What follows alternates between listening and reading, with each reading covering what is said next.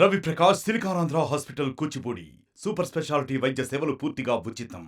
వాయువ్య మధ్య బంగాళాఖాతంలో ఏర్పడినటువంటి అల్పపీడనం కాస్త క్రమేపీ బలపడుతూ పెను వాయుగుండంగా రూపం దాలుస్తుంది. అందులో భాగంగానే అది ప్రస్తుతం మాత్రం పూరికి సమీపంలో 70 కిలోమీటర్ల దూరంలో కేంద్రీకృతమైంది.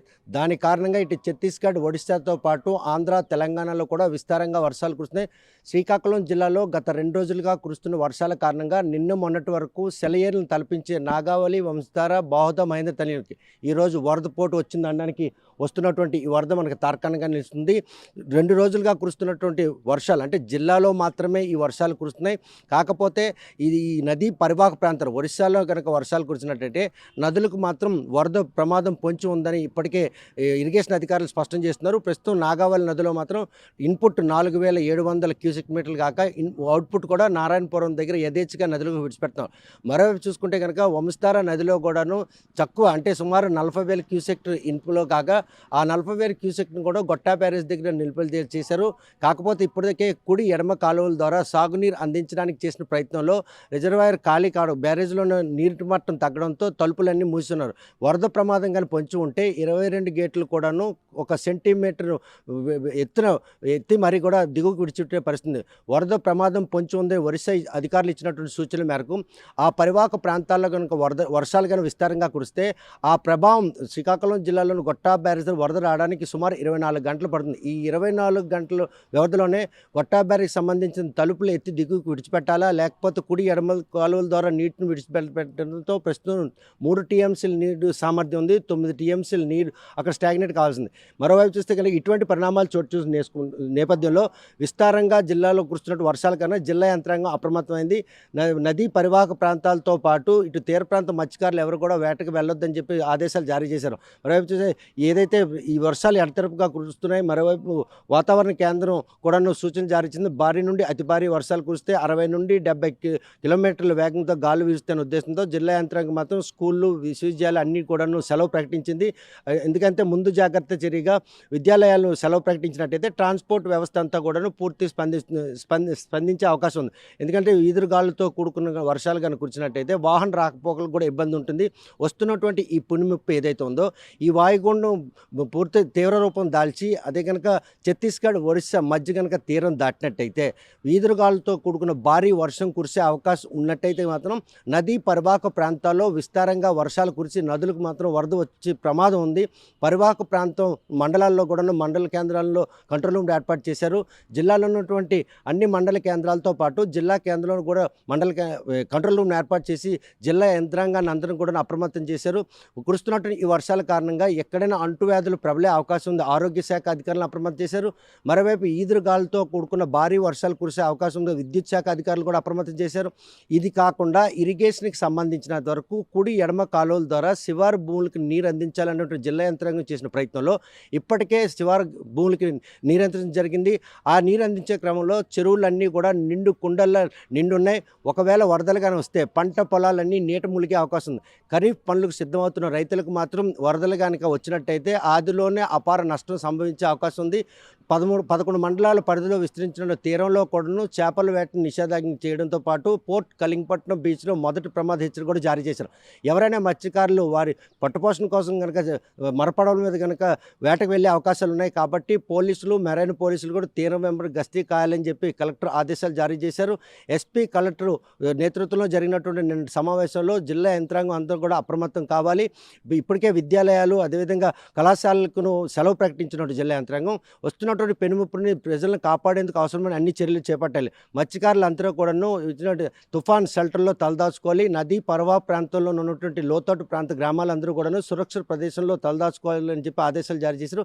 వారు చేస్తున్నటువంటి ఈ ఆదేశాలు మాత్రం ప్రజలు కూడా సహకరించినట్లయితే మాత్రం ఎట్టి పరిస్థితుల్లో వారికి ఎటువంటి ప్రాణహాని కానీ ఆస్తి నష్టం జరగకుండా ఉండేందుకు తాము కూడా దోహదపడతామని చెప్పి జిల్లా అధికారులు కోరుతున్నారు. మరి ఇటువంటి తరుణంలో మరో 24 గంటలు భారీ నుండి అతి భారీ వర్షాలు కురిస్తాయి.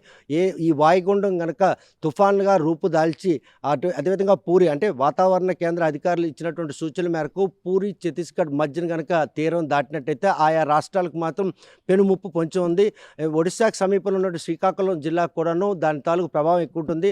జిల్లా వ్యాప్తంగా విస్తారంగా వర్షాలు కురిసినప్పుడు కూడాను నదుల్లోకి వరద వచ్చే పరిస్థితి లేదు. కాకపోతే ఈ నదీ పరివాహక ప్రాంతం అంతా కూడా ఒడిశా భూభాగం మీద ఉంది. అక్కడ కనుక విస్తారంగా కొండలు ఉన్నాయి. ఆ కొండల్లో కనుక వర్షం పడితే ఒక్కసారిగా నదులకు వరదలు వచ్చే అవకాశం ఉంది. ఎందుకంటే వంశాధార నదికి మాత్రం 50 క్యూసెక్ మీటర్లు దాటితేనే మొదటి ప్రమాద హెచ్చరిక చేస్తారు. అదేవిధంగా 80,000 క్యూసెక్ మీటర్లు దాటితేనే నాగావళి నది కూడా మొదటి ప్రమాద హెచ్చరిక జారీ.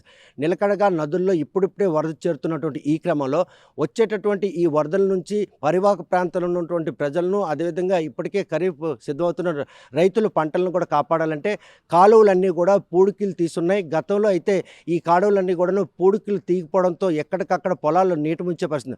ప్రస్తుతం పడుతున్నటువంటి ఈ వర్షాలకే పూడికలు తీత కారణంగా నీరు ఎక్కడ వచ్చిన నీరు అట్టే కిందకి వెళ్ళిపోయే పరిస్థితి ఉంది. అదేవిధంగా వరదలు కనుక వచ్చినట్టయితే కుడి ఎడమ కాలువని మూసేసి వట్టా బ్యారేజ్ దగ్గర ఉన్న 22 తలుపులను కూడా ఎత్తివేసి వంశధార నదికి సంబంధించిన నీటిని మాత్రం దిగువకు విడిచిపెట్టడం జరుగుతుంది.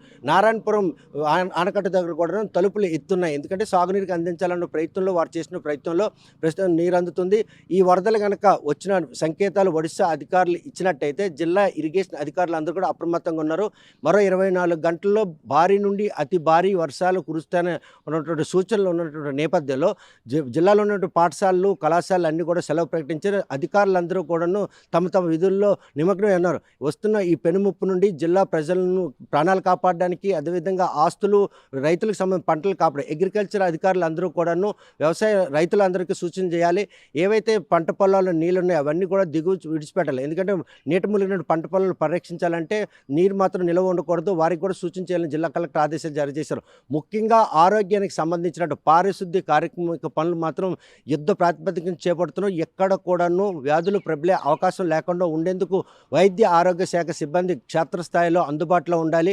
విద్యుత్ విస్తారంగా గాలు వీస్తే వర్షాలు కురిసే అవకాశం ఉన్న నేపథ్యంలో చెట్లు అదేవిధంగా విద్యుత్ స్తంభాలు కూడా నేల కూరిగే అవకాశం ఉన్న నేపథ్యంలో వారు కూడా అప్రమత్తంగా ఉండాలి. అవసరమైనటువంటి అన్ని సదుపాయాలు కల్పించడానికి ప్రజలకు ఎటువంటి అసౌకర్యం లేకుండా ప్రతి దాన్ని కూడా అందుబాటులోకి తేవాలని కలెక్టర్ పూర్తి స్థాయిలో వారికి అధికారులు ఇచ్చారు. అధికారులను సద్వినియోగం చేసుకోవాలి.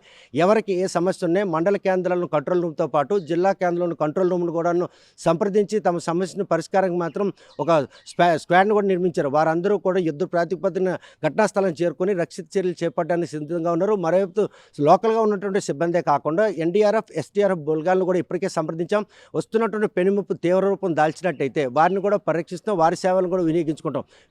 హుదూద్ తిత్లీ వంటి పెను తుఫాన్ల నుండి ఈరోజు జిల్లా ప్రజలను కాపాడినటువంటి జిల్లా యంత్రాంగం మరోసారి వస్తున్నటువంటి ఈ పెనుముప్పుని జిల్లా ప్రజలను కాపాడేందుకు వారు చేస్తున్న ప్రయత్నం మాత్రం హర్షణీయం అని చెప్పుకోవచ్చు. నదులకు వరద పోటు ప్రమాదం పొంచి ఉందన్నటువంటి సంకేతాల నేపథ్యంలో ఎట్టి పరిస్థితుల్లో నదీ పరివాహ ప్రాంతాల గ్రామాలు ఏవి నీట మునగకూడదు. పంట పొలాలన్నీ కూడాను ధ్వంసం కాకుండా ఉండేందుకు అవసరమైన అన్ని చర్యలు చెప్పాలని ఇరిగేషన్ అధికారులు కూడా ఇప్పటికే సమీక్షలు నిర్వహించి క్షేత్రస్థాయిలో వారందరూ కూడా అందుబాటులో ఉంచారు. ప్రస్తుతం మాత్రం మరో 24 గంటల పాటు జిల్లాకి పెను ముప్పు పొంచి ఉందన్నటువంటి సంకేతాల నేపథ్యంలో జిల్లా యంత్రాంగం మాత్రం జిల్లా ప్రజలను వారి ఆస్తులను ప్రాణాలు కాపాడి సంసిద్ధంగా ఉంది అనడంలో ఎటువంటి అతిశక్తి లేదు. వీడియో జర్నలిస్ట్ రామకృష్ణతో సత్యం, RTV శ్రీకాకుళం. మరిన్ని వీడియోస్ కోసం ఛానల్ ని సబ్స్క్రైబ్ చేయండి. లేటెస్ట్ అప్డేట్స్ కోసం వాట్సాప్ ఛానల్ ని ఫాలో చేయండి. అండ్ లింక్ డిస్క్రిప్షన్ లో ఉంది.